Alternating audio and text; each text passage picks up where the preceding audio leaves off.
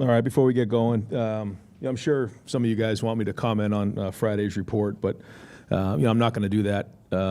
My responsibilities to the Buckeyes, my responsibilities to this team, and making sure that we're ready to play in 12 days, and that's where we're going to keep the focus. That being said, Julian Sayin will be the starting quarterback against Texas. It was a close competition. I think both guys, we all feel confident, can win a game for us. I think Julian separated himself really over the last week with his consistent play. I feel like our guys are confident again with both quarterbacks. I think we'll need both quarterbacks. Lincoln did a lot of great things, but we're going to name Julian the starter here, give him the majority of the reps with the ones, and go prepare to beat Texas. All right, we're going to open up the floor for questions. Dan Hope, 11 Warriors. Yeah, just following up on that, just what was it about Julian over the last couple of weeks that made the difference, ultimately allowed him to win the job? Well, I think you're always looking for consistency and taking care of the football. And when you start with practice one in the spring and then kind of do, study on the entire, growth over 6 months, you see that there was a lot of growth made. And you look at the numbers and the production, we felt like, he was, in a situation where he was ready to go play in this game. We also feel like Lincoln's ready to play. But overall, Julian was more consistent. Pat Murphy, 24/7 Sports. You mentioned Lincoln and still needing him. We've talked about this in the past when you've named starters, but how important it is for him to handle this the right way. Obviously, he's been a backup before, but not maybe the primary backup. So what is his role now? Yeah, he was great in the meeting that we talked about. He's he knows in his heart he's going to play this year. And so he's going to prepare to play in the first game, and we know it's a long season. So, I'm sure he's a competitor. I'm sure he wants to play in the first game, but I wouldn't say he's discouraged. I thought he had a good practice out here today. He had good energy. The team knows that we're going to need him. So, and he knows. Again, I thought that was excellent leadership on his end, and it's a long season. Over here to the right, Adam King, WBNS. How did Julian take the news, and how did you kind of talk about it with both those guys? Yeah, met with them quickly this morning and shared with them, the decision.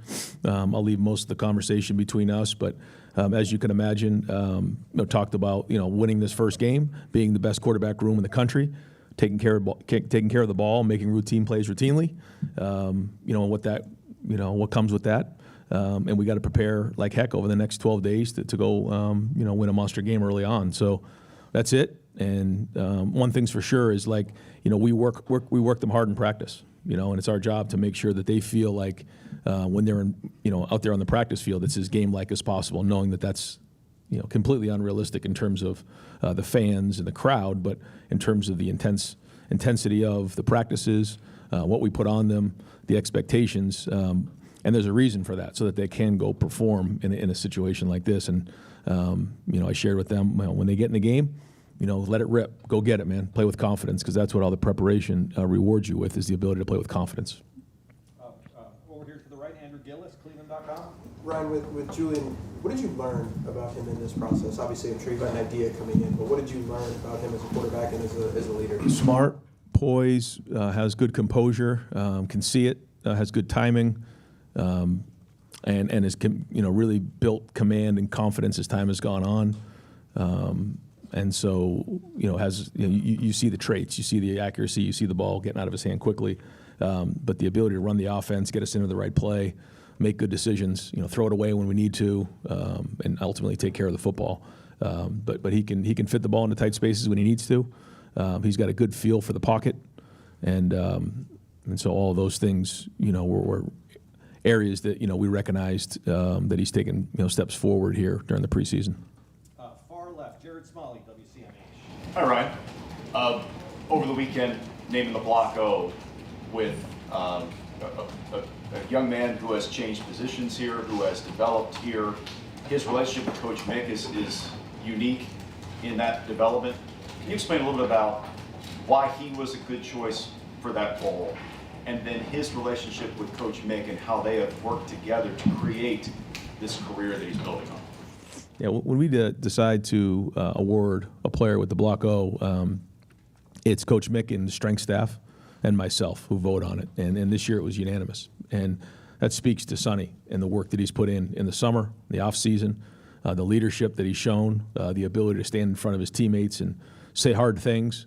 You know, part of being a leader is, you know, being comfortable with conflict. And I've seen him grow in that area. He came in really as a senior in high school, his freshman year. And, you know, he forewent his senior year to come here early, grew, and just got, you know, more and more indoctrinated in the program. And certainly this program runs deep into his family, and it means a lot to him. And so, you know, this is somebody that cares a lot about his teammates, loves Ohio State, loves the Buckeyes, but has become a tremendous leader and obviously an excellent player. And so all of those things wrapped into one show you why he deserves that award. Just to follow up on that. With the way that Nick has prided himself on development of people, Yeah. not just development of physical traits, can you just, I know that's one example, but can you help us understand why he plays such a unique role in making those stories happen? Yeah, so, you know, our entire program starts, you know, it's our foundation with the weight room and what Mick does in there. The discipline, the leadership, the accountability, the discipline, all of those things. And, you know, Mick's been doing it a long time, and he knows that it's very difficult to replicate what happens during a season and what happens during a game in those moments where things get really, really hard and you have to respond. And so he tries to create that as many times as he can and then teach them the lessons along the way because he knows what it looks like. You know, he's seen it, has tremendous wisdom. And he's just, you know, he's unrelenting. He comes every single day with the same amount of energy. And, you know, if you call him at, you know, 8:30, he's already sleeping because he's going to be up at 4 o'clock. I mean, that's just the way he is. He cares about his players. He cares about his staff. And, you know, he's going to constantly push guys. And the other part of it is, you know, he's a truth teller. You know, we all need truth tellers in our life. And that weight room doesn't lie. The weights don't lie. And so that's why I think, you know, so many guys grow because they get the truth from him. And although they may not always like it, that's how you grow. Yep. Austin Ward. Ryan, do you think there are any jobs that haven't been settled for next week yet? Well, I think there are positions where, you know, we've sort of drawn a line where, okay, you know, these guys are going to head to the scout team and have a ways to go to get on the field. And then there's certain positions where we feel like we feel comfortable putting, you know, these players into the game. So, you know, for instance, I think right now we would say that we're probably, you know, 6 or 7 guys that we feel comfortable putting in a game on the offensive line. You know, I don't think we fully decided how many reps everybody will play in the O-line, but I think you will see a little bit of a rotation, sort of like you saw at times during the playoff run where guys would, you know, get in there for 15, 20 snaps, take a little bit off of the starter. You know, I think, you know, at running back, you know, we feel comfortable that we can play, you know, 3 guys in the game. You know, receiver, you know, that's something that we're still working through. How deep do we feel? You know, there's been times we've had 6 guys we feel comfortable. Some years we've only had 3. Tight end is probably the deepest we've been. Probably feel comfortable with 4 or 5 guys actually going in the game at tight end. On defense, you know, I think we feel comfortable with, you know, 3 safeties, you know, a couple nickels, 4 corners. You know, 4 linebackers. You know, I'm going to miss somebody along the way, but that's kind of how we feel, and so we will rotate. The first one is a little different. You know, if it wasn't a game like Texas, you probably would see more rotation. But as we get closer, we'll start to get an idea of how many snaps each guy's going to play. Far left, Katie Capoose, Spectrum News.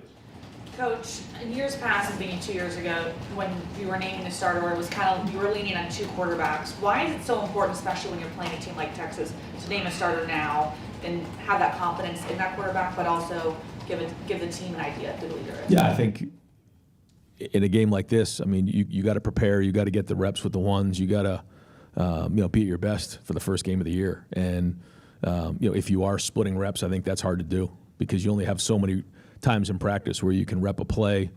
And, you know, a lot of times you need 3 or 4 reps at the very least in that week of a play to get the different looks, the different coverages, the different leverages, and making sure that, you know, receivers can only run so many routes, for example. It's the same thing up front. So each of these reps become valuable as you get closer to the game. As we're further away from the game, not as much. You can roll guys and you can watch guys learn and grow and see how they respond. But as we get closer, those reps become more valuable. So we want to make sure that the guy who's starting is getting the majority of those reps with the ones. Now, that being said, Lincoln has to be ready too, so he will get some reps with the ones. But that's why we made the decision here today. Cameron T. Robinson, The Athletic. Brian, a couple days ago, we talked to Larry, and he mentioned as long as his career has gone on, he's never had a situation like this where he had 4 guys go to the NFL and have to replace that. And going to the offseason, he made some personal and also like technical adjustments with the what he was doing. I'm curious what you've seen different from him and how you feel like that impacted that doing this offseason. Well, I was thinking about that because if some of those guys had decided to go to the NFL the year before, some of those guys like Caden and KJ, they still would have had to play last year. So, there's still some good experience in that room. But, they didn't play as much. They weren't starters. So now they're getting thrust into a role where they are starters. And I think it's been a great challenge for that room, for Larry. And I think you're seeing growth there. The first challenge will be on Saturday. And we'll see where these guys are at and go from there. I think we're going to get great feedback across the team coming out of this first game on where we are. But we are seeing a lot of progress there. And he's doing everything he can to make sure those guys are ready.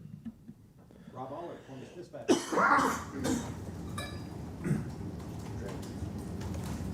Yeah, Will Howard was a transfer.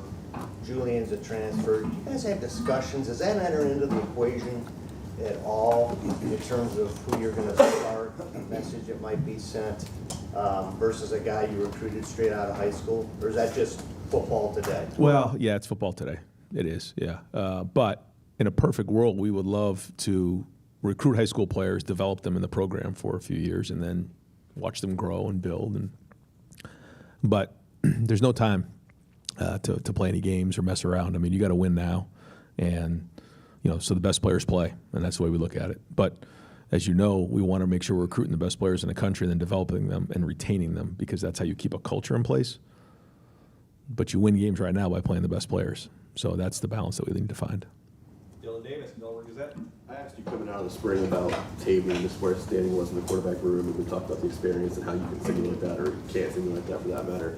Now that you've seen him in some game-like reps, scrimmages, and things like that, what kind of progress has he made, and is he even in the conversation for potentially playing in that QB2 role? Did he get to that point this season? He's not there right now, but he has made progress. I think he knows where his deficiencies are right now, and he's been told those. And I think that's really what this weekend was after the scrimmage. Was people were able to get feedback, figure out what the things they've done well are, but the things they need to work on. He knows what he needs to work on.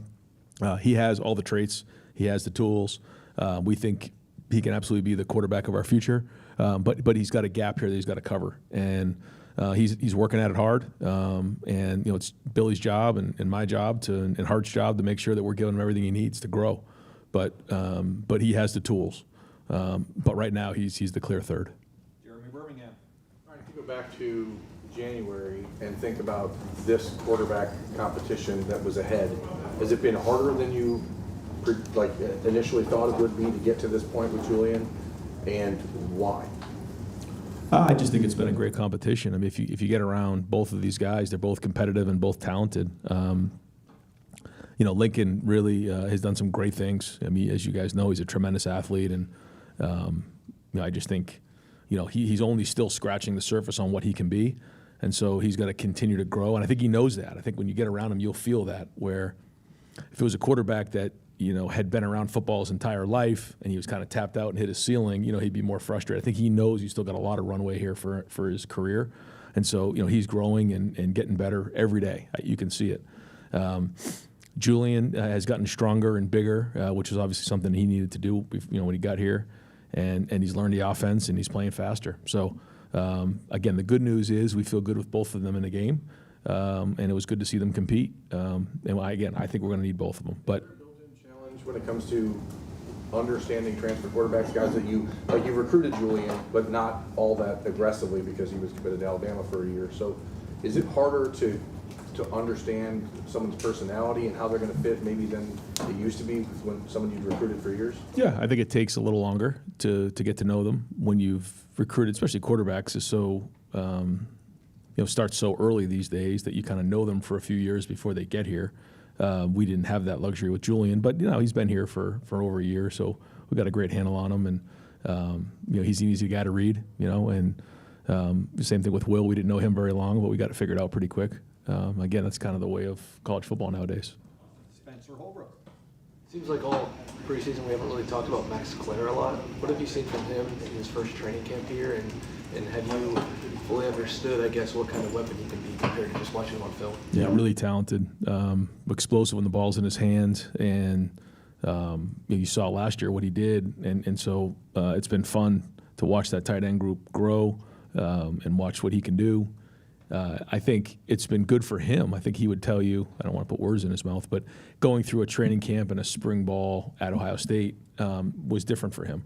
And he's really been pushed in a lot of areas, and he's shown a lot of growth. And, he's become a better football player every day, and excited to see him play on Saturday. Tony Gerben, Buckeye Huddle. A couple of quick points. You mentioned 3 running backs, 4 linebackers. Who's that third running back? Who's that fourth linebacker? I knew you were going to ask me that. What's the punting situation? Yeah, Nick's been doing a good job. He really has improved. Got his black stripe off the other day. Joey's been improving too. And so, again, those are 2 guys we feel comfortable. Both those guys could kick in the game, could punt in the game. So I'll let Rob continue to work on that. But I feel comfortable with both of those guys in the game. Joey is the incumbent there. In terms of the running backs, I'm going to let Coach Locke kind of handle that, because once I start going through that, my phone will be buzzing and everything like that. So the competition continues, and we'll keep evaluating it. We're still 12 days out. So, there were some things out there today that we saw that, move guys up, move guys down. I mean, that's kind of how it goes in the first week. And when you have a different game than we have in this one right here, like maybe last year, you could go into a game, give a bunch of guys some plays, get a little bit more of an evaluation, and start to evaluate it from here. Here we got to make some really great assumptions, and then let them go play and evaluate it, and then we're going to get some real strong feedback coming out of it. So, but I'll tell you this: our guys are fired up about this first one, man. It's edgy out there, it's competitive. They're fired up, and this game's coming fast, and our guys will be ready. Joe Reedy, Associated Press.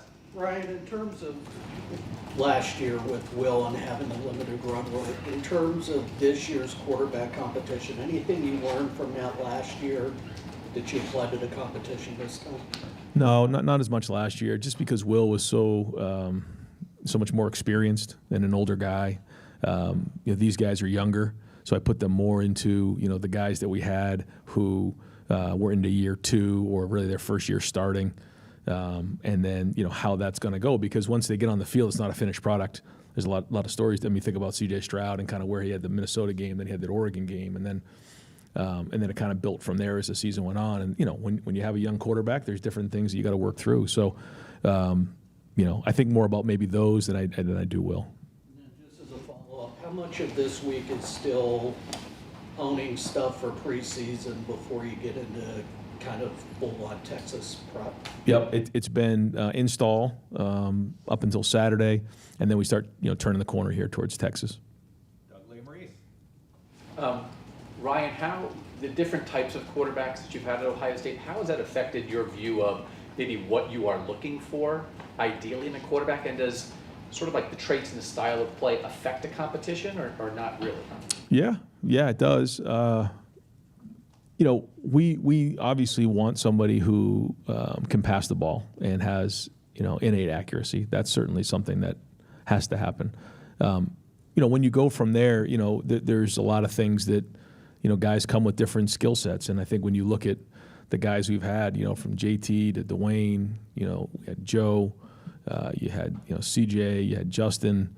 You had Kyle, you had Will, and now we have Julian and Lincoln. They're all kind of different styles, but I think what they all shared in common is that they were accurate throwing the ball.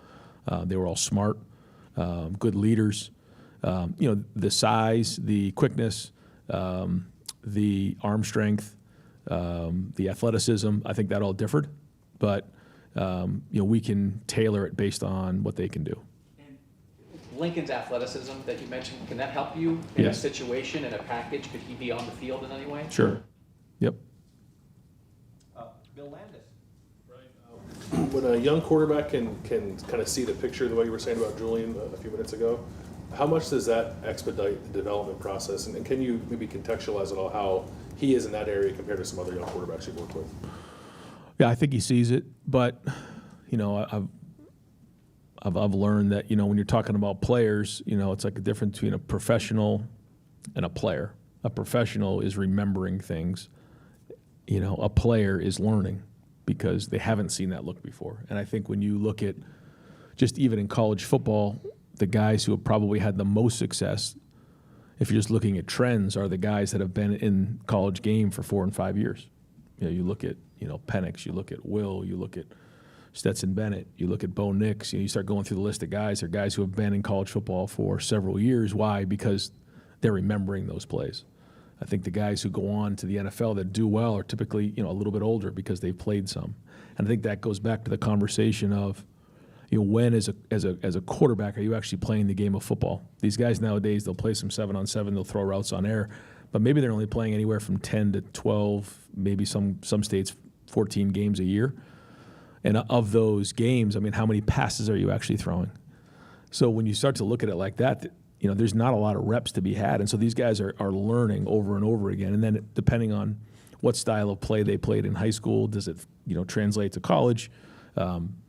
What was their supporting cast? There's a lot of things that come into play. So all of those reps are important so that they're actually, when they make a mistake, they're learning, and then they can remember that play. Okay, I got this coverage on this play, and now I can go play, as opposed to, okay, and now I'm learning that against this coverage on this route or against this protection, I need to do this. And there's a lot that comes with playing quarterback. But there's certain things that players, can see. They can anticipate spatial awareness, body language. They have anticipation on where, routes are going to be. They can read body language and things like that. So, if it was that easy, I think NFL clubs would have a lot easier time drafting these guys. We're trying to figure them out when they're in high school. NFL teams are trying to figure them out, when they're 22 and 23 years old. So it's not a perfect science, but I know it's a long answer, but there's a lot that goes with it in that growth. Stefan Kreisnig, Cleveland.com. Kind of following up on that, like with your track record at Ohio State, Will was kind of the anomaly in terms of veteran who comes in, transfers. What do you enjoy about the process of getting a guy from high school? I know Julian didn't start here, but he was, a week into college when he got here. Like, what do you enjoy about the process of taking a raw talent like that and turning him into, starting quarterback that's going to face Texas week 1? Yeah, it's a at times frustrating process, but it is rewarding when you see them come out the back end. I think about like Dwayne in the Maryland game where he ran for 3 touchdowns. I think about Justin in that Clemson game. I think about CJ in the Georgia game. And as you bring these guys along, you're like, now they got it, now they're ready. And along the way, you try to help them because they don't know what they don't know, and you try to counsel them the best you can. It's like raising a son, and you bring them along. It's like that at any position, though. I think that you would see that with our coaches at every position here at Ohio State. But I think it's different at quarterback because there's so much expectation and there's so much on their plate, and there's obviously a lot of attention that's given to them. So that's another part. He talks about conversations with the quarterbacks that when you come in and you're a recruit here, you have to realize what comes with it, the good and the not so good. Andy Anders, 11 Warriors. Yeah, just following up on the offensive line, you said 6 or 7 guys. Is there a defined starting 5? Who are those 6 or 7? What's the situation? We feel like there's 5 that we're going to go with here, and then I feel like there's 2 or 3 other guys that we can put in and rotate. I won't get into that right now. As we get closer, we'll see. But those guys are grinding, man. They're working. I think all 3 O-line coaches are doing a great job. I think there's good leadership there, but they need to play well in this first game to take some pressure off of the quarterback. Joe Nugent, WCMH. No doubt Brandon Innes has made a lot of big plays for this team, but what does it say about him to become a captain without officially starting a game to this point? Well, it just has a strong personality. I like the way that he encourages his teammates. I mean, if you watch him last year, when I have pictures in my head of when Carnell Tate caught that double move against Northwestern and Wrigley. I remember watching him run down the field on the 3rd and Jeremiah. I mean, he's the first guy chasing down a play because he's just a great teammate. He encourages his teammates. Well, his work ethic now has, like, now he's into, year 3 here, and his body of work is starting to speak for itself. So he's not only a great teammate, but now he's become an excellent player. And when things got a little dicey in camp, he was the guy that spoke up. He was the guy that challenged everybody. And because of the work he put in and how much he cares his teammates, his teammates like sat up and listened and responded. That's the other thing. It's one thing to say something. It's another thing to watch him respond. He did that multiple times during camp, brought the whole offense together and got them fired up and got them moving. And like that took a big step. And that probably had, an impact on him being voted captain. Bill Rabinowitz, Columbus Dispatch. Do you have a leader or a decision at safety? A leader at safety? I'd say the leader is Caleb Downs. That I know, between. Next question. Yeah, Jalen and Malik. I think they're both ready to play. I think they're both doing well. I like what they did. We tackled, again, a decent amount here during the preseason, and I felt like they're playing faster. I think they do, being with Caleb, they do play faster. But there's a certain level of confidence when you see 2 back there. I think that's good. I also, Leroy has stepped up. Fahim has stepped up. So those guys are going to have to give us snaps as well. You had said last week or whenever it was, and it seems like it's been confirmed. Is Austin Cyril definitely going to be the left tackle, or is still sorting that out? Yeah. You guys keep asking these questions. Yeah. All right. Mercy. Yeah, Austin will be the left tackle. But that's it. You guys aren't getting any more. Joey Kaufman, Columbus Dispatch. Ryan, this is with Julian. This is the first time in a couple years where you've had a starter going into August, September who's never started a game in college. Because even Kyle, 23, had the benefit of having that starting attack. What is reasonable for people and expectations? Just because even CJ in 21, was unforgiving. Time for him to get into what is expectations properly and sure the chance to grow. Just win, baby. That's it, man. Just win. Find a way to win. One more point than them. If it's 14-13 or 65-64, we got to find a way to win. That's it. That's all that matters. And we're not going to worry about the what ifs and all that other stuff. We're gonna let it fly. And I said that to him today, and I said the same thing to Lincoln. We're gonna let this thing go when we're in the game, and that's it. And we're not going to worry about all the other stuff because we know that the expectation is. The expectation is to win every game. But in this game, find a way to go 1-0 on Saturday night. That's it, and we'll go from there. Got time for just a few more. Tim May. You've done this a million times, Ryan. I'm gonna go through it again. When did it become apparent to you that Julian was the guy, and then did you spend a couple of days reinforcing that in your mind? Because ultimately, the head coach does make that final decision. You got all that input and stuff. And where was that moment where you saw him just like a test? Yeah. That I'm going to see how he does on this particular play or this particular series, and he went from there. It wasn't that. It was about a week ago, though. I just started to see some throws and some anticipation. There was a couple reps where, the rush was getting to him. And in those moments, you have to make quick decisions. And if you just throw it to the other team, not good. If you either throw it away or find a way to put it in a spot, even if it's a check down or something like that, I saw some of those things going on, making the routine plays routinely. I also saw command in the huddle. Again, not that I didn't see some of those things with Lincoln, but you're asking about Julian in particular. Saw those things and started to feel like, okay, we can win with this guy. Yeah, and he's not just a quick release guy, like you said. He's got savvy about him. Would you describe him? Yeah, and he's a good athlete. I mean, he moves quick. He's got, you saw it last year. He got out of the pocket and scrambled during one of the games it was in. So, he's got that in him, and he's worked hard in the offseason to change his body. Stephen Means, Cleveland.com. Following up on what Joey said, this is not the first time that you've had a young new quarterback going into a marquee game, but you've at least had some level of a build-up going into that marquee game. How does that work your nerves? How is it maybe, as you guys are putting together an offensive game plan, how much you want to put on his plate versus maybe allow the weapons to work for him? How much, what's the thought process going into your head when you don't necessarily have games to get to know him in a game before he gets thrown into this? That's why we practice so hard, is to get an idea of that, and then we're going to work through those things. But like I said before, the offensive line's got to help them. They got to protect well in this game. They got to block well. The receivers got to help him. Good news, he's got a great supporting cast around him, and we got to make sure that we're keeping it clean for him and get him into a rhythm, and then he can go play. But you're going to hear me. I'm like a broken record. We got to make those routine plays routinely, keep us on schedule, and then really play well in the situations. And that's it. I mean, yeah, we can sit around and talk about all the what ifs, but like, let's go, man. We put a lot of work into this thing.